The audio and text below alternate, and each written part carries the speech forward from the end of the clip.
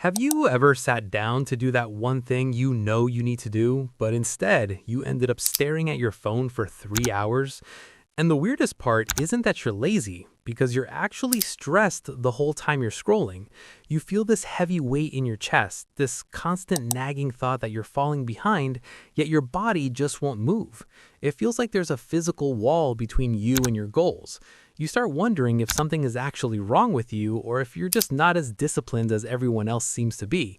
You look at people your age on social media who seem to have it all figured out, and that just makes the hole deeper.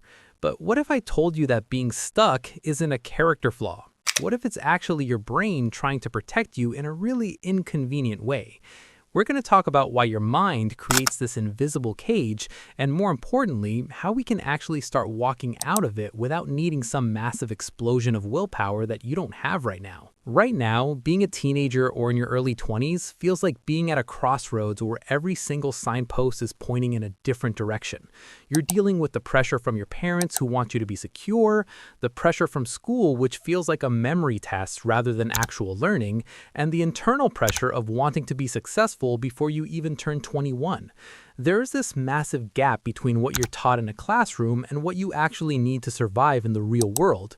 You're told to get good grades, but you see people with degrees struggling to find jobs, while some random person on the internet is making a living doing something you didn't even know was a career.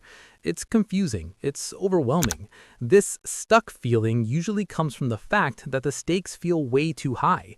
You feel like if you make one wrong move now, your entire future is ruined. That kind of pressure doesn't motivate you, it actually paralyzes you.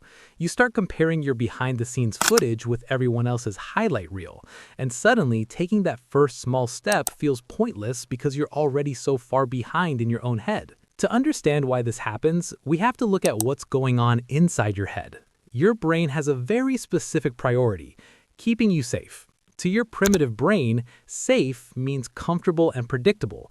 When you think about a big goal, like starting a business, learning a difficult skill, or even just finishing a massive project, your brain doesn't see success. It sees threat. It sees the potential for failure, the possibility of being judged, and the huge amount of energy it's going to have to spend.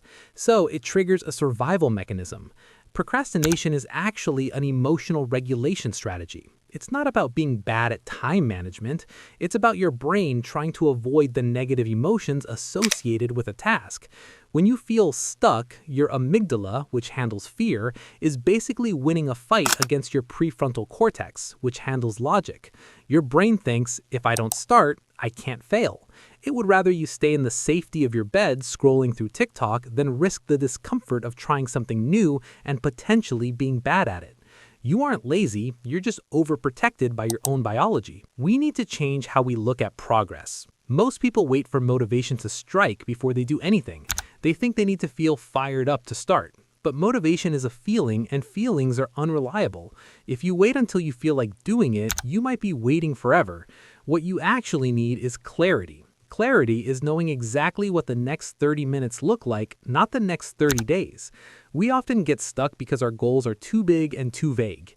I want to be successful is a terrifying thought because your brain has no idea how to process that. It's like trying to climb a mountain in one jump. Instead of looking for perfection, we need to look for the shitty first draft. We need to give ourselves permission to be absolutely terrible at something for a while. The shift happens when you realize that action actually creates motivation, not the other way around. Once you move, even an inch, the fear starts to subside because your brain realizes that the threat didn't kill you. This applies heavily to how you think about money and your future career. In your teens and early 20s, the get-rich-quick culture is everywhere. You see people talking about passive income and shortcuts, and it makes you feel like if you're not making thousands of dollars by 19, you're failing. But let's bring it back to reality.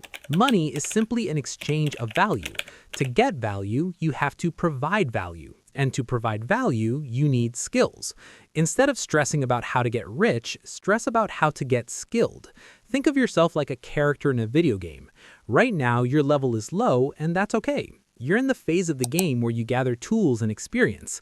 Financial growth for a teenager isn't about the balance in your bank account today, it's about the depth of your knowledge. If you spend your time learning one high-value skill, whether that's coding, writing, sales, or design, you are building a foundation that makes wealth inevitable later. Stop looking for the shortcut and start looking for the craft. When you focus on becoming genuinely good at something, the stuck feeling starts to fade because you finally have a tangible direction. So, how do we actually fix this on a daily basis? We need a system that doesn't rely on your mood. The first step is the 5-minute rule. Tell yourself you're only going to work on that thing you're avoiding for exactly 5 minutes. That's it. After 5 minutes, you're allowed to stop.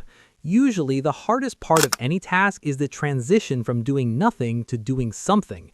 Once you break that seal, you'll likely keep going.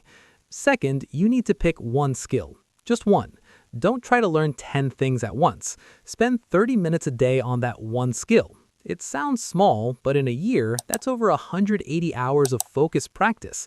That puts you ahead of 99% of people your age who are just thinking about doing it. Finally, you have to protect your environment.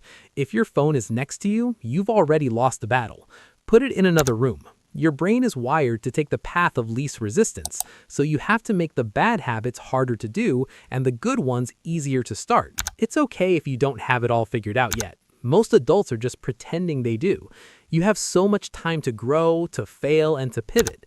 The fact that you're even thinking about these things, that you're even watching this, shows that you have the spark inside you to move forward. You don't need to be perfect today, you just need to be a little bit more curious than you are afraid. Take a deep breath. The weight you're feeling isn't the weight of your failure, it's just the weight of your potential waiting to be used. Start small, be kind to yourself when you mess up, and just keep showing up. You're gonna be okay.